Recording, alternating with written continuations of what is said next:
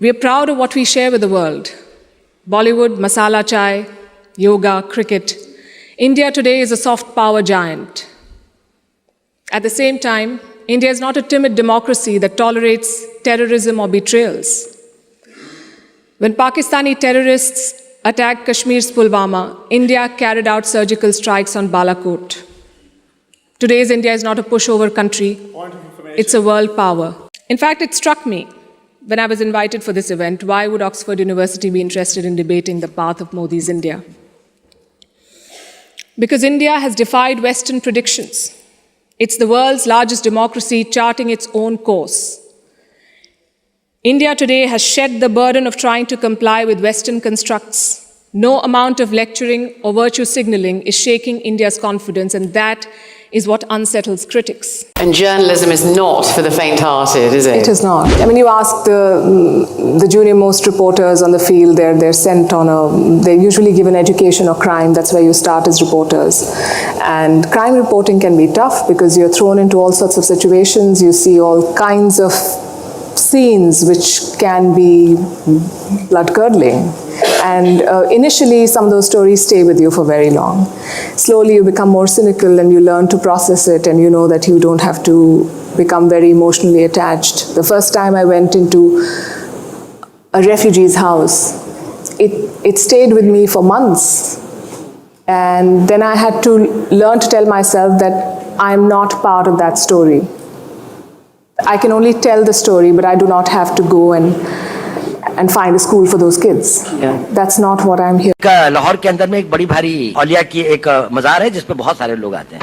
तो नेचुरली मैं क्योंकि एक मुस्लिम उसमें रहता था और एक उसके साथ में रहता था, वहां से गुजर रहा था और उस औलिया के उसमें आया और मस्जिद से वापस आया और एक आदमी एक कोने पे बैठा हुआ था, बड़ी आकर्षक उसका व्यक्तित्व था, बड़ी सफेद लंबी दाढ़ी। उसने मुझे बुलाया, उसने कहा तुम हिंदू हो? मैंने कहा नहीं। कहता मेरे साथ आओ। मैं उसके साथ चला गया। वो मुझे 2-4 गलियां ले जाके छोटे से कमरे में ले, उसने दरवाजा बंद कर दिया। उसने कहा देखो तुम हिंदू हो। मैंने कहा आप क्यों कहते हैं? कहने उसने कहा देखिए आपके कान छिदे हुए हैं। तो मैंने कहा हाँ, कि मैं जब पैदा हुआ था तो था। मैंने कहा मैं बाद में कन्वर्ट हुआ। उसने कहा तुम बाद में भी कन्वर्ट। उसने कहा कि इसकी प्लास्टिक सर्जरी करवा लो, इस तरह से घूमना ठीक नहीं है। मैंने कहा अच्छा। उसने कहा देखो पता है मैंने ऐसा क्यों कहा? मैंने कहा क्यों? उसने कहा क्योंकि मैं भी हिंदू। और उसने कहा कि देखो मेरा सारा परिवार इन लोगों ने मार दिया था, मैं यहाँ पर किसी तरह से अपने दिन काट। मुझको बहुत खुशी होती है जब आप लोगों को देखता हूँ, लेकिन मैंने भी अपना बेस बदला हुआ है। लेकिन देखो इस कमरे के अंदर, और फिर उसने अलमारी खोली, उसके अंदर में एक शिव जी की और एक दुर्गा की एक वो रखी थी। कहा देखो मैं इनकी पूजा करता हूं। How many languages do you speak? You're a polyglot. Obviously, I speak English.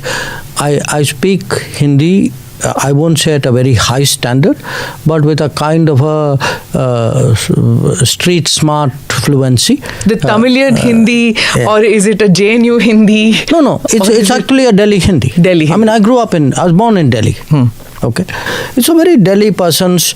I would say fluent, not always complex Hindi. Because I grew up in Hindi, I didn't have the advantage of ever studying Tamil. I can speak Tamil, but not with with the kind of fluency and command of vocabulary that I would like. Russian is different because I actually studied Russian when I was in the Foreign Service. I have a certain, I would say, working rudimentary sense of Japanese because I do need to talk to my wife from time to time. Okay.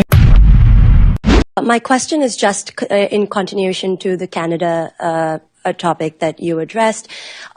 What would be your response to the latest reports that have come in where it is said that intelligence was shared amongst the Five Eyes about the assassination is what they're calling it, and the other thing is apparently the FBI has told U.S.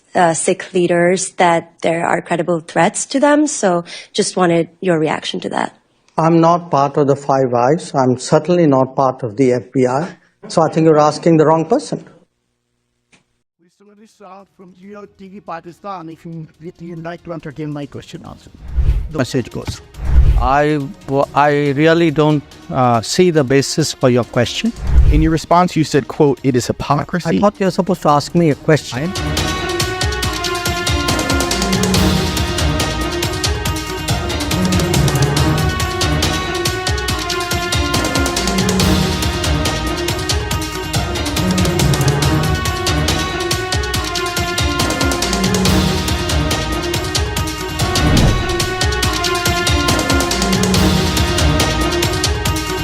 Mr. Minister from Geo TV Pakistan, if you would like to entertain my question also. Okay. How about Kulbhushan? First of all, India and Pakistan have been accusing each other about terrorism. Hina Rabbani, as you said, yesterday, she brought out clear. Could you come to the question? My question is, how long South Asia is going to see this terrorism and is disseminating from New Delhi, Kabul, and Pakistan? How long they are going to be at war? Number one, and second, and how about the UN Security Council resolutions on Kashmir? Does India abide by it or not? Yes.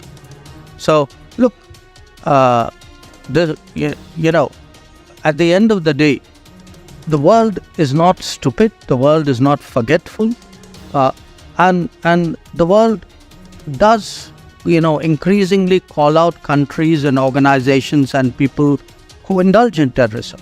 And by taking that debate elsewhere, you're not going to hide it. You're not going to confuse anybody anymore. People have figured it out. So my advice is, please clean up your act. Please try to be a good neighbor. Please try and contribute to what the rest of the world is trying to do today, which is economic growth, progress, development. So I hope through your channel that message goes through.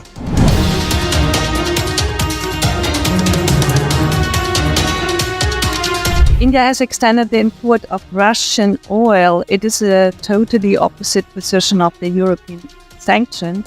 Will you change your attitude? In November, has imported more fossil fuel from Russia than the next 10 countries combined. Just as I were to give you an India comparison, the oil import in European Union is like 6 times what India has imported. Gas is infinity times because we don't import, whereas European Union has imported $50 billion worth, 50 billion euros worth. Even coal imports from Russia by European Union, I'm not singling any particular country, is 50% more than India's import. So the remark that you made that, this is the way the European Union is going and this is the way India is going, I would very respectfully suggest maybe European Union is actually doing something very much more than India is doing it.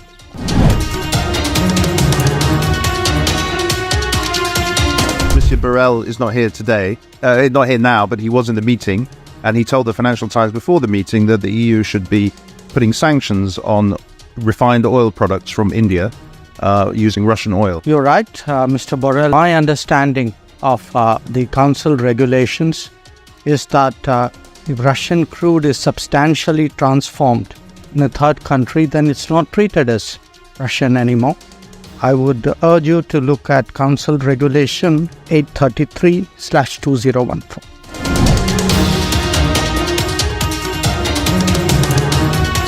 I actually want to follow up with something you said at an India Today event a while ago. You were asked about India's downgrading in Freedom House and VDEM and other democracy scores.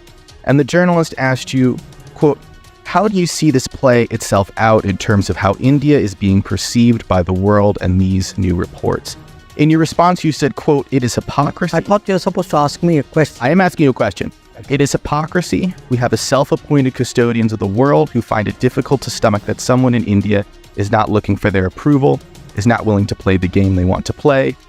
That doesn't actually answer the journalist's question. So I want to ask you again, are you concerned that perceived democratic backsliding in India is going to undermine its efforts to become a rising power in the world? I think it answers the people who are writing these reports have a strong bias. Often they distort facts. Many of these reports are actually riddled with inaccuracy. So I put it to you, there's an ideological agenda out there. I don't know why that's hard to understand.